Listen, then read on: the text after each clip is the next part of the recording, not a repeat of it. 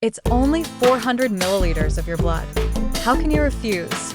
Is it some sick desire of yours to watch me suffer and look pathetic in front of everyone? I open my eyes to find my sister, Jenna Lane, in tears, accusing me again. My older brother, Tyler Lane, stormed over and kicked me. She's your sister, Sienna Lane. All she wants is to live. It's just a little blood. Why can't you agree to such a small request? I had always been frail, my health suffering from the constant blood transfusions Jenna required. This kick knocked me to the ground, and I trembled in pain, unable to stand no matter how hard I tried. Tyler yanked me up by the hair. Stop faking weakness. I know you're fine. Get up and go to the hospital to give Jenna your blood. He pulled so hard that a chunk of my hair ripped out, and the sharp pain brought tears to my eyes. I struggled to escape his grasp. If you're so generous, you do it. I'm not going. Jenna's sobbing intensified. I knew it. Sienna doesn't want to save me. She wants me dead. Fine. I'll grant her wish. She grabbed a scarf, still crying, and gently wrapped it around her neck, threatening to strangle herself. Tyler, panicked, rushed to snatch the scarf away. Sienna's the one who should die, not you. My mother, Florence James, marched over and slapped me, her voice dripping with disgust. Apologize to your sister right now. Then get to the hospital and transfuse your blood to her. Blood filled my mouth, and my cheeks throbbed from the impact. All I could do was laugh bitterly. Why should I? She doesn't deserve it. Jenna had aplastic anemia. My parents had me only because they needed the blood from my umbilical cord to save Jenna. When it turned out my cord blood wasn't a match, my mother's health deteriorated, leaving her unable to have more children. Because of this, everyone believed I owed Jenna, including Jenna herself, that I had been forced to donate blood to her since childhood. My arms were covered with scars from countless needle punctures. The constant transfusions weakened my immune system, leaving me sick most of the time. My family often complained about the trouble I caused, but continued to shower Jenna with affection. Jenna also resented me for excelling at school. She destroyed my trophies and tore up my certificates, but my family brushed it off, calling my achievements vain and meaningless. When a boy she liked wrote me a love letter, she rallied a group at school to bully me. My family scolded me for being promiscuous and locked me in the basement. They favored Jenna without question. I was constantly filled with frustration, but I clung to the hope that life would eventually improve. In the end, Jenna took credit for my book and stole my husband. My husband divorced me for her. Even overseas, Jenna tracked me down and caused my death. Even then, my mother still blamed me that I've lived a humiliating, tragic life. Thankfully, the God took pity on me and gave me another chance to rewrite my fate. I couldn't bear staying home any longer, only to be beaten and yelled at. Despite the pain, I forced myself up and tried to leave. Jenna was on the verge of a breakdown. Sienna refuses to give me blood. Does that mean she'll never donate again? She took my health and the man I love. Is she trying to take my life too? Florence, enraged, quickly caught up to me and grabbed my arm. Sienna Lane, you were born to save your sister. I don't care if you're willing or not. You will transfuse your blood to her. I refused to give in. Furious, Florence tried to inject me with a tranquilizer she had in her hand. She would always protect Jenna, no matter what. Tyler frowned at the sight. There was both pity and disapproval in his eyes, but he still helped her hold me down. Let go of me. If you touch me, I'll make sure you end up in prison. I thrashed wildly, desperate to escape, but no matter how hard I fought, I couldn't break free. Despair and rage boiled inside me, threatening to tear me apart. Just as the syringe was about to pierce my skin, the housekeeper rushed in. Madam, Mr. Tyler, the book signing manager, is here to see Miss Sienna. He's waiting at the door. My family valued their reputation above all else. Despite their frustration, they had no choice but to release me. I wasted no time and hurried out the door. Tyler chased after me, holding out a tube of medicated cream. Your cheeks are swollen. You should apply this. He always did this, offering help after hurting me. To be fair, when Jenna wasn't around, he treated me quite well.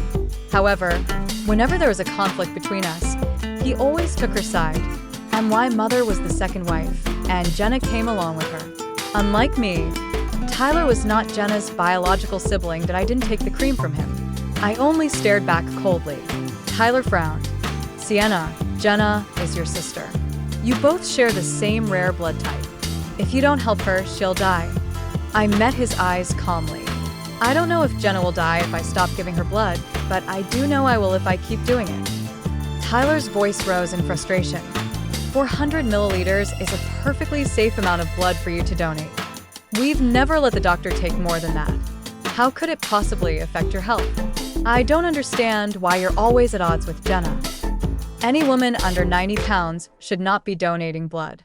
I had always been frail. At 5'7" and barely 85 pounds, I wasn't healthy enough to donate at all. Even a healthy woman is advised to donate blood no more than twice a year. Yet I had to give blood at least twice a month. Had they ever even treated me like a human being? In my past life, I tried explaining this to them countless times, but no one ever believed me. Or maybe they just didn't care. This time, I wasn't going to bother explaining. I remained silent as I climbed into the car and urged the manager to drive off.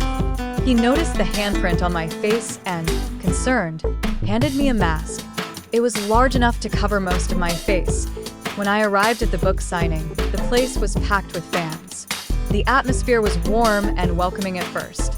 Then, just like in my previous life, everything changed when Jenna showed up along with the rest of my family. You made me sick, ruined my chances of getting into any university, and seduced every boy I liked. I've put up with you all this time. Isn't that enough? Why did you have to steal the story I worked so hard to write? Jenna rushed over with jealousy burning in her eyes, clearly ready to hit me. I managed to dodge her, and the anger festering within me for 2 lifetimes immediately erupted. You claim to have written this novel, but you have no proof. That was when I opened my laptop. I started writing this novel 2 years ago. I drafted an outline of the story arc and characters all in this laptop. The timestamp on the documents are clearly marked as well. This is slap. Florence stormed over and slapped me hard across the face. This laptop belongs to your sister. All the words in there were the result of your sister's deep thoughts and hard work. It has nothing to do with you. I was seeing stars from the slap. I fought to hold back my fury. My cell has a record of my laptop purchase. It is proof that it belongs to me. Jenna's eyes widened in disbelief.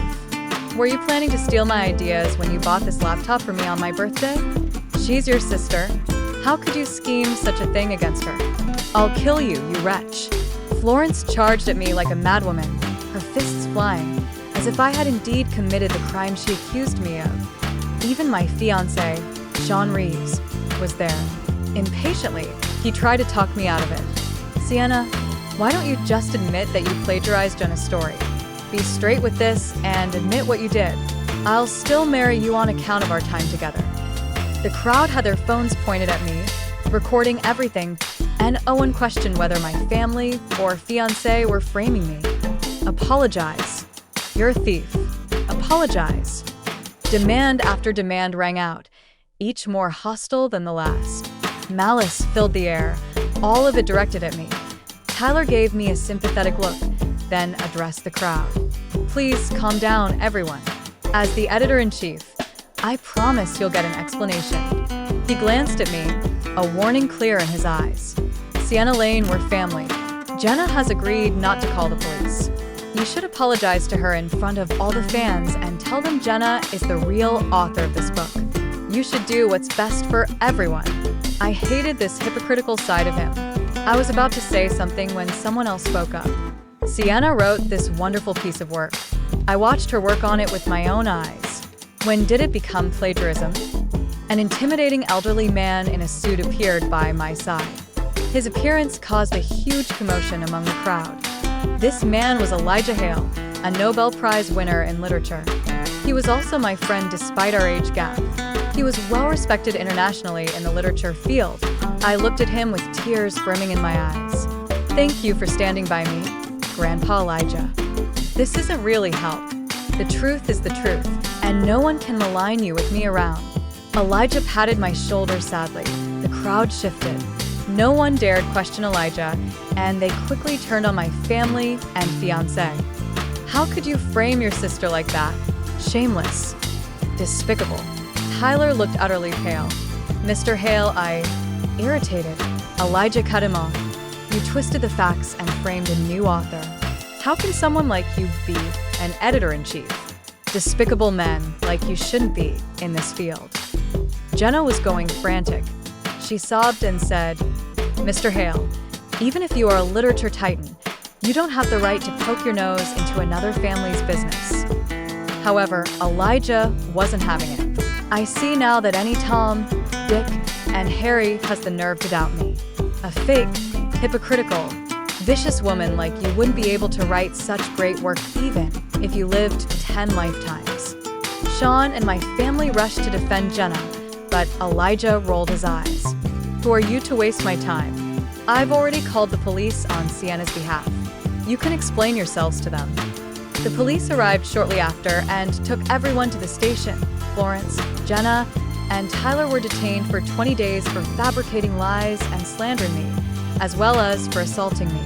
They were each fined $1,000. As soon as we left the station, Sean pointed a finger at me and yelled, Your sister is in poor health. Can you live with yourself if something happens to her while she's detained? You, splash. I flung the contents of a water bottle at his face and then smashed the empty bottle on his head. It wasn't enough to ease my anger to end my previous life. He had forced me into a divorce and even hired thugs to harass me. How dare he come after me like this when I hadn't even sought revenge? Sean stood there, dripping wet, wiping his face furiously. Are you insane? I clenched my teeth. You can't even handle a splash of water. Imagine being beaten and screamed at every day, having your blood taken constantly. People like you, who criticize without understanding, are the worst. Sienna Lane, stop shouting. I'm not deaf. Sean took a deep breath, trying to rein in his temper. Your family didn't commit any serious crime. It was a minor mistake. There's no need to be so petty. I don't want a wife who's heartless and vindictive. Go in there and tell the police you're willing to settle this privately. If you do, we'll still get married as planned. I stared at him coldly. That's not necessary. Let's break up. You're not good enough for me.